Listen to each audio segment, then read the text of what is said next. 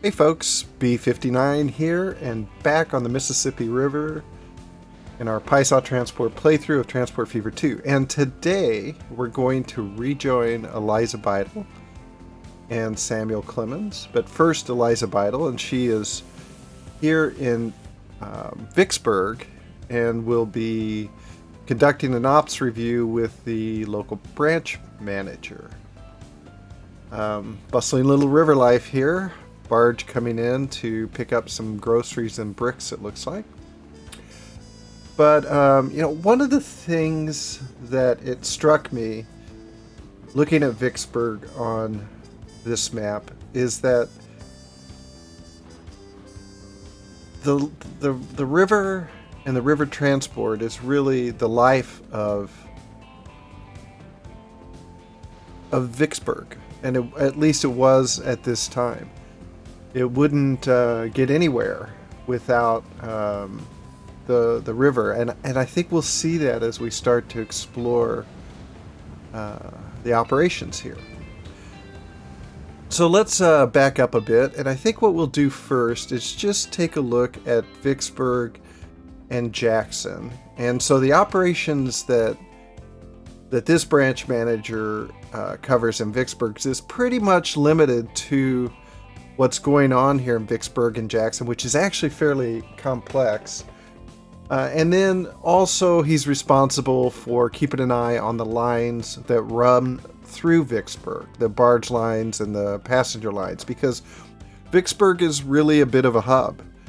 It is a hub for Jackson, of course, which is right next door, but it also is a hub for Memphis. I mean, it connects Memphis, it connects the whole Arkansas River system, and it connects Shreveport, and then it also connects the lower Mississippi down in Baton Rouge and New Orleans. So it's a really busy place, thanks entirely to the Mississippi River. So when we take a look here at Vicksburg, what we see is that it has grown quite a bit as a result of all of the activity here. Had an original target population of 101, and it's now at 220%, so it's up to 323. So that may impact some of the things we've done in the past here. We also see that it has an incredible passenger connectivity, again, due almost entirely to the river transport system. We have 80% growth due solely to the destinations that have been opened up to Vicksburg. And there are over 2,247. If you were paying attention here, it just clicked from 2246 to 2247. So it's continually growing. It's getting, most of the bricks it needs, 90%. And it's getting about half of the food that it needs. So that's something to keep in mind as we go forward here. So when we look at the destinations, though, just to get a sense of the reach of our river transport system, we see that about half the folks are using our ferry system to get down to Baton Rouge, which is interesting because there isn't really a very strong road line here. You have to kind of snake out here around this oil well and then follow this dirt road to get to Vicksburg. But still, about half of the folks are using that route to get between Baton Rouge and Vicksburg, and the rest are relying on our ferry system. We have people going as far as Cape Girardeau and Fort Smith, which is way up the Arkansas River we worked on last time. Jackson, Jackson is right next door here, and this is one of the things we're going to take a closer look at, because we do have a tram connecting the two, and that tram was principally designed to help drive Jackson citizens onto our passenger ferry system. But I think that we can actually increase the usage of our public transport system between Jackson and Vicksburg anyway if we make them a little bit more robust. So Eliza is going to be taking a look at that as we go on. We also have a bunch of folks heading down to Lake Charles, which you'll recall is down here. And 100% of them are using the transport system. Little Rock up here, 96%. Memphis, 92%. New Orleans, 76%. We even have somebody going up to Oklahoma City, which is a good distance. It's all the way up here from Vicksburg. And then when we get down here to Shreveport, we have 100% of the folks going to using the public transport to Shreveport, and that's 34 shopping, 35 working. That's pretty high. We even have somebody going all the way up to St. Louis, which is, at least on this map, a great distance to go. And then we even have 6 and 4 going up to Tulsa, which is up there near Oklahoma City. Only 8% using the public transport internally at Vicksburg, and so that's something that you'll want to take a look at as well. But it's a pretty solid story to tell for Vicksburg. And when we take a look at Jackson, we see that it also has a pretty solid story. It's actually doubled in size from 101 to a target of 313. It currently has 288 residents. It has 50% growth from use of public transportation. And that's compared to 80% for Vicksburg, and it has 1,000 destinations compared to 2,200 for Vicksburg. But still, that's pretty good. It's getting 80% of the bricks it needs, which isn't bad, and again, about half of the bread it needs. So that's something that we're going to have to work on. We look at the destinations here. We've got a lot of folks going to Baton Rouge, and they're pretty much all using well, not all, but 68% using public transport, which was higher than we had for the citizens of Vicksburg. We have somebody heading up to Cape Girardeau, people going to Fort Smith, nobody using it internally just to get around Jackson, which is not surprising since the only stop is the tram stop that goes into Vicksburg. A few people heading down to Lake Charles, quite a few heading up to Little Rock, quite a few heading up to Memphis, a lot heading down to New Orleans. A few heading up to Shreveport, as we saw with Vicksburg, and only 14% using public transport to get to Vicksburg. And I suspect what we may find when we take a closer look here is that may be due to the lack of inner city transport in both of those places. So, on that topic, let's just jump in here and take a look. And what we see indeed is that there is only one stop in Jackson, and it is this tram stop that goes into Vicksburg. And Jackson has grown enough that Eliza notes that it isn't even getting all of the coverage it needs for this tram stop, even if people walk the maximum distance. So what Eliza's finding here is for her ops review is that Jackson needs better public transport, and she's envisioning maybe some kind of a line that goes around the city like this. And then also we may need to take a look and think about the tram. The tram is doing pretty well. Its finances show that it is consistently making pretty good money. And it's carrying between 150 a max, and it looks like around 80 people, 91 per year. And that's this year, so that will probably go up. Last year, or whatever these periods are called, she had 116. So it's a profitable line, and we think we can even increase the usage and make it more profitable if we build out this inner city bus service in Jackson. Eliza also takes a look at the drop-offs. She sees that there are 2 separate lines for bricks and food. There's only one drop-off, though, and it is right in the middle of town. And the question is it providing all of the coverage? And what we see is that it's really not. We see over here that there is bread that is not getting covered. And over here, it looks like there's at least one building of bricks that aren't getting covered. So probably what we need to do is reposition our drop-offs in Jackson and put a second one in. so that we have one dedicated to bricks and one dedicated to food. And so that is her second finding and recommendation on her Vicksburg punch list.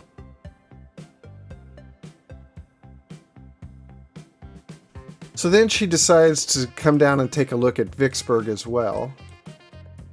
And again, she sees no public transport to speak of, really. All there is one bus stop kind of in the middle of town that goes down. Actually, there's two, I guess. There's one here and one here. And then there is the bus stop down at the ferry. And this is how it's going. It's, obviously Vicksburg was a much smaller town when this was set up. And so we probably need to bulk that up. And so, I think what that will do, and what Eliza thinks it will do, is, again, it'll drive more people in Jackson using the public transport system to Vicksburg so that they can get to their shops and their workplaces in Vicksburg. And also the same for the folks in Vicksburg who may work or shop in Jackson. So we have quite a few stagecoaches on this line. But again, this line is making money.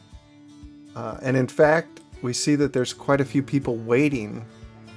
Oh wait, that's on the ferry system. I guess on the bus system, no, we don't really have that many people waiting.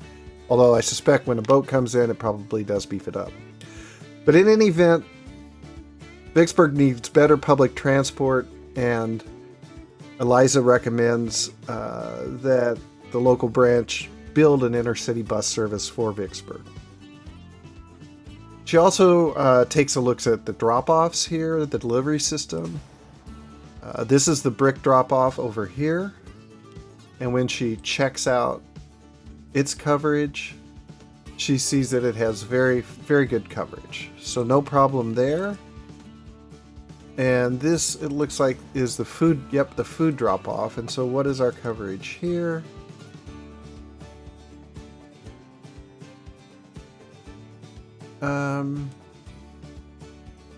It looks like we're not getting that last house. Yeah. Oh, and these houses over here as well. Or commercial buildings, rather. So we need to reposition that food drop-off. So her fourth finding here in Vicksburg is that the food drop-off is in a bad position, and we need to reposition it and put a new food drop-off in Vicksburg. So then let's take a look, she says, at our industry here. And so she looks at the tools factory, which is the only industry in Vicksburg. And she sees that it has 3 consumers. And right now we're not really shipping what those cities need. If we take a look at Little Rock, it wants 148 tools. And currently we're only transporting 62. If we look at Oklahoma City, way up here, it wants 122 tools. It's only getting 57. And that's pretty close to what the factory says. It says it's delivering 58. And then finally in Shreveport, we see that it has a demand of 101 tools, but it's only getting 47. So when you add up those cities, 148 in Little Rock, 120 in Oklahoma City, and 96 in Shreveport, you get 364. And so what that means is that this tool factory really needs to be operating at its full capacity. And it needs to get up to really 400 if we can get there. But at least it needs to get up to 300 here. So how are we going to do that? Well, let's take a look at its supplies, because clearly its supplies need to increase. It's getting its planks from this sawmill, which is currently shipping 100% of what it produces, but it's only producing just under half of what it could. If we look here at the forest, this is the only forest that it's shipping to now. It's getting roughly 80% of the transport to the Jackson sawmill. And so this shunt here is overloading the station and only has a rate of 341. So her first recommendation here is that, first we do need to have the tools factory ramp up. And the way we're going to do that, and what she recommends, is to increase the delivery of logs from this Jackson forest.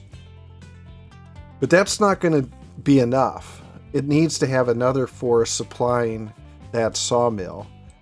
And there are two forests right here. There's one real close here, Jackson Forest number 2, and then one over here, Jackson Forest number 3. She's going to leave it to the branch manager to figure out which of those forests to run a line to and what kind of line to run. It might be another train line, and it might be trucks, but she's going to leave that up to the branch manager. And the idea is that if this first forest is shipping 400 and a second forest is shipping 400, then we can get a production here of 400, because it does take 2 logs for every plank.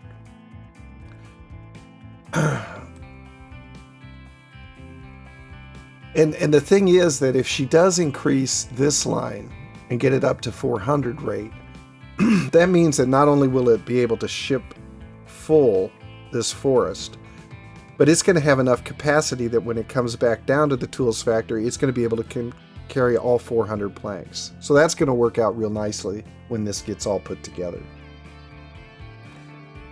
So that is how she's going to supply the tools factory. But then the question becomes, how are these tools getting out to their consumers? Because Vicksburg and Jackson have no need for tools. And the consumers are up here in Little Rock and Oklahoma City and Shreveport. And so they're getting shipped to these places on their barge runs. So she says, let's take a look at the records for the barge runs. And she sees, first of all, there's this Tulsa, New Orleans fuel run. And this one it can't show here because we don't have enough space on the screen, and for some reason they don't let you make it bigger. But it is shipping tools down here to the Baton Rouge Annex. And then another boat is picking those up and taking them up to Shreveport. So we basically need to make sure that this boat that is coming down this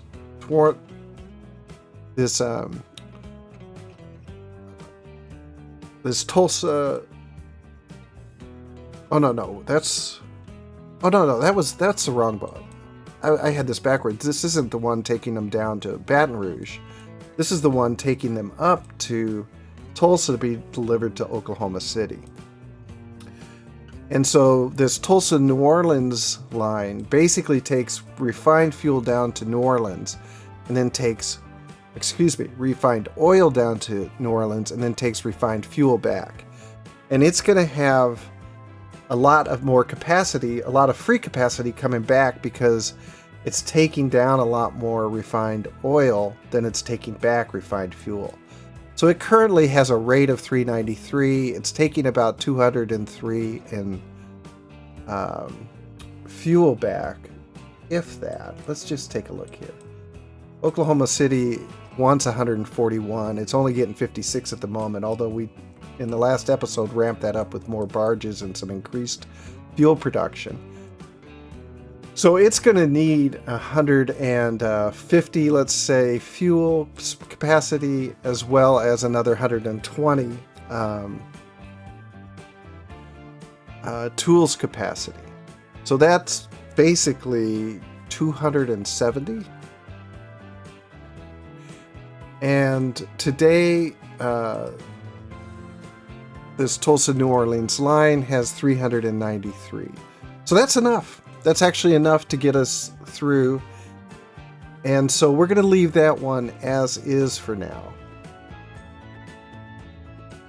The next line then that she'll take a look at is the Vicksburg Little Rock line. And this is the one that takes tools up to Little Rock, and it takes bricks back down to Vicksburg. And so on the tools side, let's see.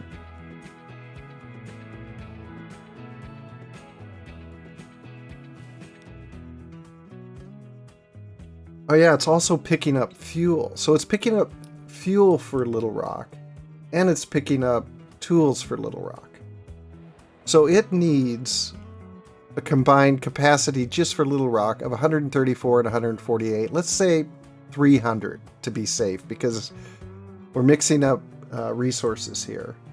So for that purpose, it needs to have a capacity of 300. And what does it have? Has a capacity of 338. So that looks fine for supplying tools and fuel up there. But what about for supplying the bricks out of Little Rock? And when we look at that, let's take a look here. This Little Rock construction plant is supplying Vicksburg, Jackson, Baton Rouge, and Lake Charles. As we saw in Vicksburg and Jackson, it's supplying around 80 to 90% of the bricks it needs. So it could increase that capacity a little bit. But let's take a look at exactly what these cities require. Jackson requires 105 bricks. Vicksburg requires 110 bricks. Baton Rouge requires 103 bricks. And Lake Charles requires 56 bricks. So that's a total of around 370.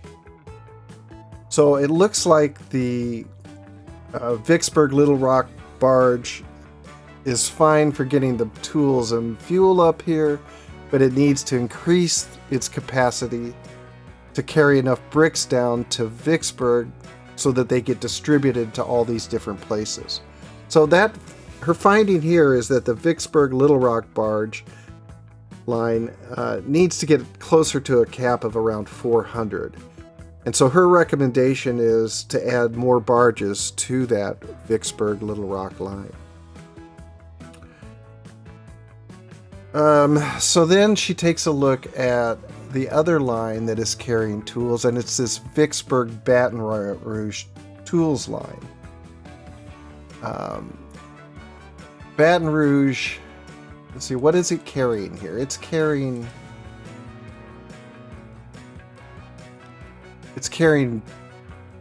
bricks and tools, right? Yeah, so it's picking up bricks and tools here in Vicksburg and taking them down to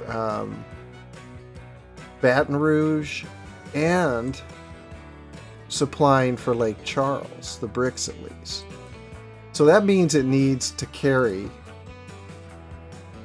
103 bricks for Baton Rouge,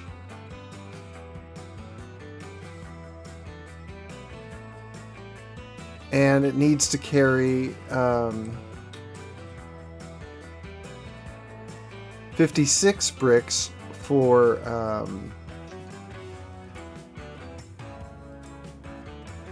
Lake Charles.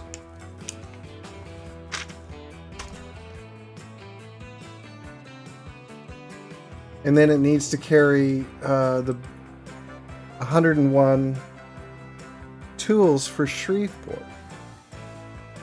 That really adds up to over 250. It needs to be closer to 300, particularly to accommodate growth. And so what is it today? We see today that this line has a capacity of only 140. So So she's going to recommend, first of all, she's going to find that this Vicksburg Baton Rouge tools line, it's called a tools line, but it also carries bricks, needs to get to a capacity that exceeds 300. And so she's going to recommend that they add more barges to that line.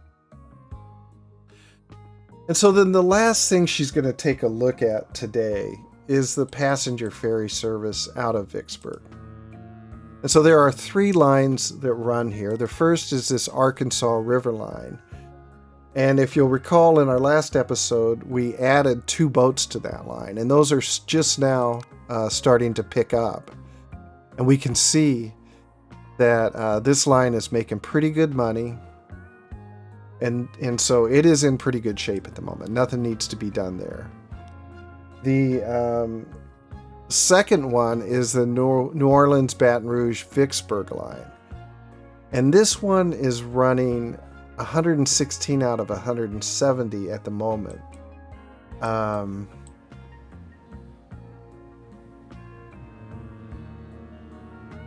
it has 10 people on it, or 10 people waiting. But it has 2 boats. Where are they? This one is heading down pretty full. And this one is just coming in to Lake Charles. And it's a little over half full before it heads back to Baton Rouge.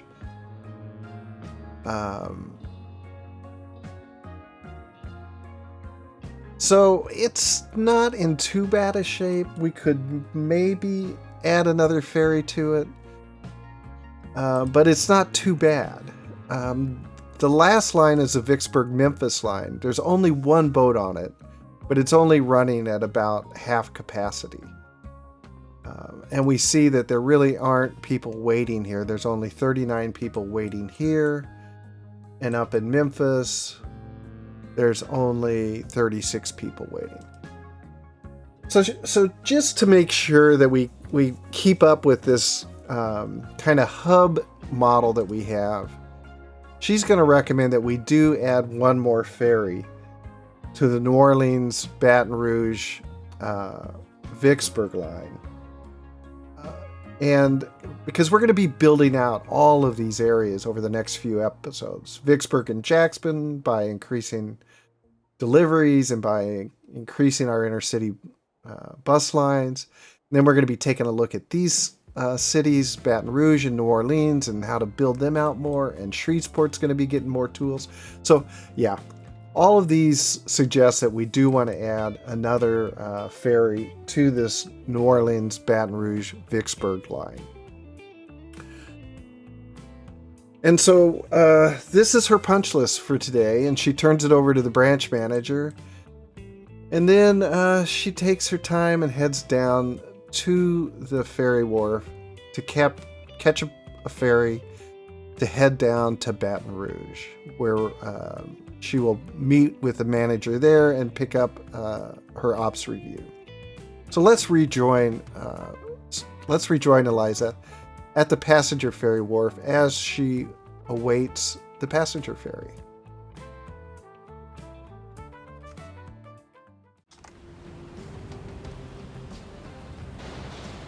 So here we are back at the Vicksburg passenger ferry dock. And we're here again with Eliza Beidel and Samuel Clemens as they wait to hop on the passenger ferry down to Baton Rouge. And it's coming into the dock now.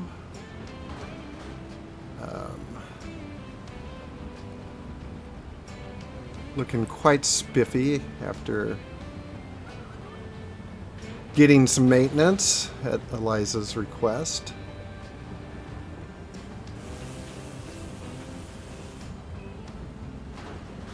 And as it pulls on, it discharges its passengers. Let's see, it had over 50 people on board. And now it's got all of all of the folks heading downriver, which brings it up to 74 folks, which is quite a few. And so they get underway and they pack their belongings and settle in for a leisurely trip down the Mississippi River.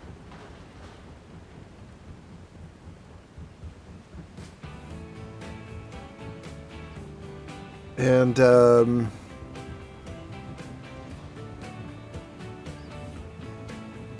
Samuel Clemens, as they settle in at the pilot house again, Eliza and Samuel and the ferry boat pilot, Samuel starts talking about Baton Rouge, where they're headed. And he says, Baton Rouge was clothed in flowers, like a bride.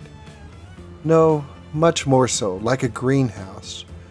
For we were in the absolute South now. No modifications, no compromises, no halfway measures. The magnolia trees in the Capitol grounds were lovely and fragrant, with their dense, rich foliage and huge snowball blossoms. The scent of the flower is very sweet, but you want distance on it because it is so powerful. They are not good bedroom blossoms. They might suffocate one in his sleep. We were certainly in the South at last, for here the sugar region begins, and the plantations, vast green levels with sugar mill and Negro quarters clustered together in the middle distance, were in view. And there was a tropical sun overhead and a tropical swelter in the air. And at this point also begins the pilot's paradise.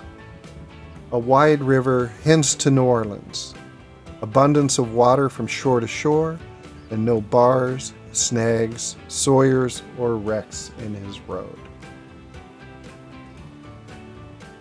With that, folks, we're going to leave Eliza and Samuel to continue their journey together. I thank you for joining me again and look forward to seeing you again next time.